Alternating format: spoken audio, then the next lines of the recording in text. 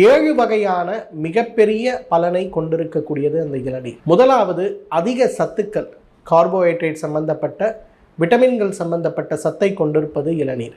இதயத்திற்கு நல்லது செய்யக்கூடிய அனைத்து காரணிகளையும் கொண்டிருப்பது இளநீர். 3, இன்றைக்கு இளநீர் சாப்பிட்டா சர்க்கரை ஏறும்னு சொல்லுவாங்க. மிகப்பெரிய தவறு. இளநீர் சாப்பிட்டா சர்க்கரை குறையும் அப்படிங்கிறது ஆராய்ச்சி பூர்வமாக நிரூபிக்கப்பட்ட உண்மைகளில் ஒன்று.